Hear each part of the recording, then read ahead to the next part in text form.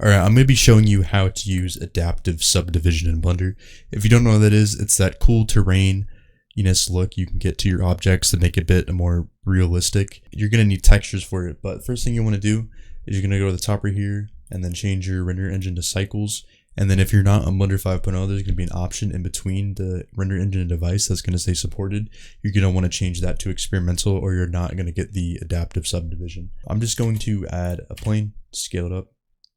Apply the scale, and then I'm going to go to my shader editor over here, add a new material, and then I'm going to go to edit, preferences, and the add-ons, and you want to make sure the node wrangler add-on is enabled. You can just type in node up here and make sure it's enabled.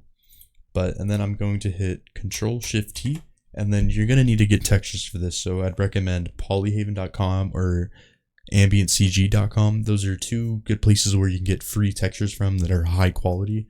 And I would download the 4K version, or you can get them on other websites that you can pay for. Those are the two websites I recommend and that I use to get my textures. I'm going to hold down Control and then hit the color, displacement. This is the most important one, and the normal GL. The displacement and the normal GL are the two most important textures that you need to select, and the roughness as well. And then I'm gonna hit the setup, just make sure those are selected.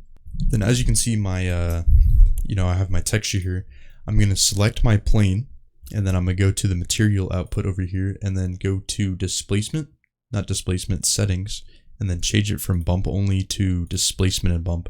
So this gives the texture and the objects it's on, more variableness. And then after that, I'm going to go to the modifiers tab over here and I'm going to search for a subdivision surface modifier. And then I'm going to turn on the adaptive subdivision.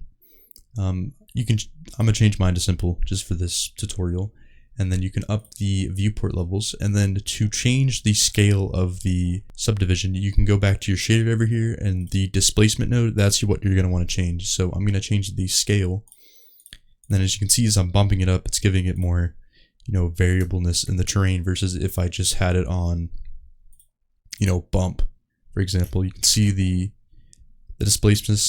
displacement and all the cool terrain look you can see around, but that's how you simply use adaptive subdivision. And then you can come over here to the modifier and then you can change the viewport levels to get a bit more detail, but I wouldn't overblow the scale crazy. As you can see, it's morphing like crazy. It just doesn't look realistic, doesn't look good, but it's all to your needs and what you want to do. But I would do it very low.